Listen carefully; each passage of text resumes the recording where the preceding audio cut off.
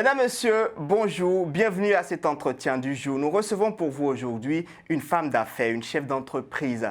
Elle est présidente d'un club, ça s'appelle Dias Invest 237. Ça réunit des Camerounais de la diaspora qui sont des investisseurs ou des porteurs de projets. Avec elle, nous parlerons de la contribution de la diaspora à l'économie camerounaise. Jessica Mani, bonjour. Bonjour Emery. D'où est partie l'initiative Dias Invest 237? Alors, le ministère des Relations extérieures, en 2017, avait initié le dispositif Dias Invest 237, financé par l'Agence française de développement. Au bout de cette initiative qui a eu lieu cette année-ci, à la clôture au Cameroun, a été lancé le club Dias Invest 237 qui est le prolongement du dispositif. Alors, avant la création de Dias Invest 237, il y avait beaucoup de Camerounais qui investissaient quand même, dont vous d'ailleurs, vous investissiez au Cameroun. Depuis que ce dispositif a été installé, qu'est-ce qui a changé ou qu'est-ce qui a bougé? Alors, le dispositif, parce qu'il faut faire le distinguo entre le dispositif mère et le club Dias Invest 237. Le dispositif était un dispositif d'accompagnement des porteurs de projets dans leur structuration, le suivi et le conseil pour ceux qui veulent aller investir au Cameroun, structurer leurs projets, et c'était uniquement sur le corridor France-Cameroun. Donc aujourd'hui, l'État camerounais qui souhaite aussi aller vers la diaspora met en place des mesures comme le club Dias Invest qui est porté par les entrepreneurs, de la diaspora camerounaise qui peuvent aller contribuer au développement du Cameroun. Donc, nous sommes en plein dedans et on espère que d'ici peu, on pourra vous dire que nous, du club Dias Invest 237, nous avons contribué massivement à cet investissement productif. Avant le club, il y a eu le dispositif Dias Invest 237. Ça a toute une histoire. Est-ce que vous pouvez nous parler de l'histoire de Dias Invest 237? Oui, alors il faut commencer par le FODIAS. Il y a eu le forum de la diaspora camerounaise. Après le FODIAS, en juin, je pense, 2017, on a fait encore appel à projet à l'ambassade du Cameroun en France, où nous, porteurs de projets, avions présenté nos projets. Il y a eu 160 porteurs de projets qui se sont présentés et 70 projets ont été retenus et le dispositif a été conduit par un consortium composé de 4 associations, 3 associations françaises et une association camerounaise. Donc, au niveau de la France, on était accompagnés pour certains dans les rédactions de projets, études de marché. Vraiment, on a été suivis au niveau du SIAD ici en France. Et après, quand on allait au Cameroun, c'est l'agro-PME qui reprenait le relais en faisant le travail du terrain. Donc, au bout de ces 3 ans, je crois 2017-2020, au bout de ces 3 années-là, il y a les porteurs de projets qui ont commencé leurs projets, certains ont commencé des projets, d'autres sont encore en recherche de financement et d'autres ont mûri dans leurs idées. Dias Invest n'existe plus, mais le club Dias Invest 237 existe. Est-ce que vous pouvez nous parler déjà des activités que vous menez sur le terrain en tant que club qui est né du dispositif? Alors, sachant que le club est le prolongement de l'accompagnement du dispositif Dias Invest 237, il faut comprendre que le club, c'est d'abord un réseau d'affaires, d'entraide sur les services, les expertises, expériences des membres de la diaspora camerounaise dans le monde. Au distinguo du dispositif qui était France-Cameroun, le club, par contre, regroupe les acteurs économiques de toute la diaspora camerounaise dans le monde. Alors, nous, depuis notre naissance, je veux dire, on a commencé à rencontrer les institutionnels pour voir dans quelle mesure présenter nos doléances parce que les entrepreneurs de la diaspora, moi j'en ai parlé avec plus de 500, hein, parce qu'il y a beaucoup qui m'appellent pour intégrer le club. Ils ont la même histoire, on a tous la même histoire, qu'on soit porteur de projet, entrepreneur ou autre, on a la même histoire. On a un problème au niveau des lourdeurs administratives, on a un problème, un problème de structuration à notre retour à investir au Cameroun. Donc, notre travail au sein du club, c'est d'essayer de structurer, de conseiller les Camerounais, entrepreneurs, les acteurs économiques à mieux peaufiner leur retour au Cameroun. Voilà. Alors, vous êtes donné comme mission d'encourager les Camerounais qui vivent à l'extérieur, qui sont allés chercher fortune ailleurs, les encourager à investir au pays. Dites-moi, qu'est-ce que vous avez mis en place? Quelle mission vous vous êtes donnée pour arriver à atteindre cet objectif? Alors, ma première mission était l'information. Nous manquons d'informations. Le gouvernement camerounais fait beaucoup, met en place des dispositifs pour la diaspora camerounaise, mais on n'est pas au courant. La diaspora camerounaise a des moyens, l'expertise, ils ont l'engouement de rentrer, investir au Cameroun, mais ils ont des freins parce qu'ils ont peur. Il y a cette peur qui revient toujours, les lourdeurs administratives, l'incompréhension, des difficultés de toute nature. Donc aujourd'hui, le rôle du club et surtout le mien, c'est d'abord de jouer ce rôle de donner une passerelle entre les institutions camerounaises, les entrepreneurs, les investisseurs ou technopoles d'origine camerounaise de l'étranger, afin de leur permettre d'implémenter leurs projets au Cameroun. J'ai personnellement, hein, avec l'équipe du club avec laquelle nous travaillons beaucoup et intensement, nous avons écrit à 21 ambassades du Cameroun dans le monde pour informer. Et le 11 juin, vendredi, nous allons présenter le club aux acteurs économiques de la diaspora camerounaise de France. Parce que c'est de là quand même qu'est né le dispositif Dias Invest, c'est en France. Et la France est comme la capitale. Non, ce n'est pas la capitale, c'est le pays où il y a beaucoup plus de Camerounais. On a 60 000 Camerounais en France, en Europe, je veux dire.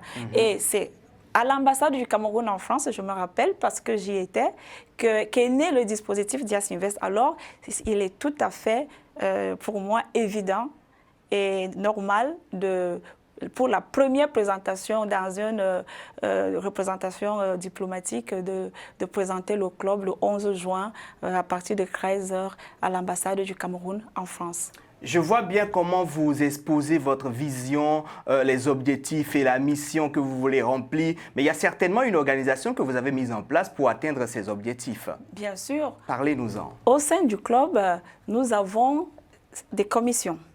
Alors, il y a une commission de financement et investissement. Cette commission de financement et investissement s'occupera des relations avec les bailleurs de fonds, les institutions, tout ce qui est financement et investissement. Et il y a la commission de gestion de projet, étant donné que nous sommes un club des entrepreneurs et des porteurs de projets de la diaspora. Donc, il y a cette commission qui va étudier les projets qui vont nous être présentés par les porteurs de projets et pouvoir les bancabiliser. Parce que si le projet, le business plan, le plan d'affaires d'un projet n'est pas bon, il ne peut pas être financé par la banque. Automatiquement, vous voyez, on retombe à la commission financement et investissement. Il y a la commission des relations avec les diasporas. Nous devons constituer comme une chambre de commerce de la diaspora. Donc, la commission des relations avec les diasporas, c'est de pouvoir fédérer cette diaspora tout autour de ce club pour que nous puissions être cette force économique. Il y a la commission genre et jeunes qui s'occupe des problèmes de genre et des jeunes.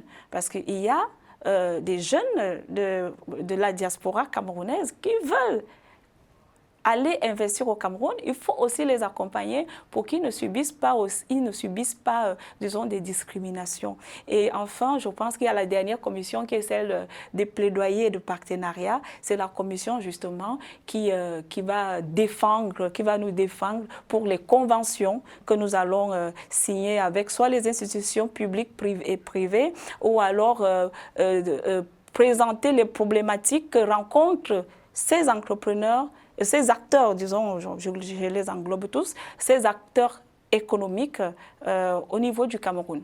Je me mets un peu à la place des Camerounais qui nous écoutent actuellement et qui sont un peu partout dans le monde, au Cameroun, je dis au Cameroun, en France ou encore au Canada ou en Allemagne. Ils ont envie d'investir, ils veulent investir, mais beaucoup se posent la question, dans quel secteur vais-je investir au Cameroun pour pouvoir rentabiliser? Vous, dans votre position ou à votre position, quel secteur conseillerez-vous à ces investisseurs? Je pense que vous avez posé la question, je peux dire, moi je dirais ceci. L'investissement, il faut d'abord voir. Nous tous, porteurs de projets, entrepreneurs, nous répondons à un process. Avant d'aller penser investir ou commencer un projet, il faut d'abord faire l'audit du porteur de projet, son entreprise, l'étude de marché, son implémentation, comment est-ce que et quels sont les partenaires adéquats. C'est pour ça que nous existons aujourd'hui, le club. Parce qu'aujourd'hui, nous sommes très intelligents, nous avons une intelligence économique, nous avons des expertises, nous avons même des financements, mais nous ne rentrons pas structurés. Je prends un exemple bête, j'ai des fonds, j'ai pu avoir une facilité de financement. Je me lève parce que mon frère, mon père, mon oncle, il m'a dit on a des problèmes de santé, tu peux venir ouvrir un centre de santé ici.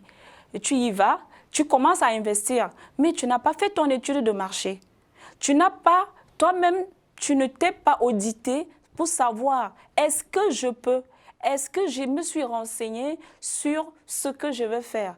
Alors, le club est là pour ça, pour orienter, donner la bonne information. Il y a des fois, on se retrouve, on se lance dans une entreprise ou un projet sans savoir même les réglementations qui y vont avec. Je prends un autre exemple, ceux qui font des jus de fruits. J'ai une idée de faire des jus de fruits parce que je veux aller dans des jus bio, parce que je veux plus qu'on consomme je veux faire des jus bio. Je prends un exemple. Qu'est-ce qui se passe? On s'achète un petit moulin, un mixeur de fruits, on se met derrière la dépendance de chez soi et on commence à embouteiller les jus. Alors que non, comment est-ce que vous voulez que nous soyons rentables? Comment est-ce que vous voulez qu'on puisse exporter les produits camerounais? Nous devons aller vers l'industrialisation. Nous devons nous structurer dans notre façon d'investir dans nos micro-projets, nos micro-entreprises. Il faut que nous devons répondre aux normes pour que nous puissions être compétitifs. Mais avant de répondre aux normes, il faut commencer quelque part quand même. Mais bien sûr, justement, pour commencer ce quelque part, il faut déjà connaître la réglementation. Mais beaucoup commencent l'investissement dans le brut. C'est vrai qu'on peut commencer petit, mais en connaissant la réglementation et en allant crescendo, mais en respectant la réglementation. Il y a beaucoup de Camerounais qui investissent. Il y a également, on va dire, il y a peu de Camerounais quand même qui investissent au Cameroun, puisque la Banque mondiale, avec ses chiffres, parle d'une participation de 0,9% au PIB de la diaspora camerounaise. Alors que le Mali les Maliens de la diaspora participent à 7%, ceux du Sénégal à 10% au PIB de leur pays. Qu'est-ce qui pose problème au niveau du Cameroun, de la diaspora camerounaise? Alors, vous êtes en train de me citer les pays de l'Afrique de l'Ouest. Les pays de l'Afrique de l'Ouest, eux, ils ont compris très tôt la forte pertinence de leur diaspora. Donc, ils ont intégré cette diaspora dans les cercles décisionnels. Donc, le Cameroun aussi, aujourd'hui, est à travers plusieurs dispositifs, notamment le nôtre qui vient de naître. Nous aussi, nous sommes en train de converger vers cet élan-là pour faciliter l'implémentation de l'entrepreneuriat économique camerounaise au Cameroun. Et ça revient sur la même problématique, c'est l'information. Si vous n'êtes pas informé, vous ne pouvez rien, vous ne pouvez pas investir. Si vous commencez par comme je l'ai dit tantôt, vous devez avoir toutes les informations dès le départ. Et nous sommes là pour ça. Nous sommes cette passerelle-là.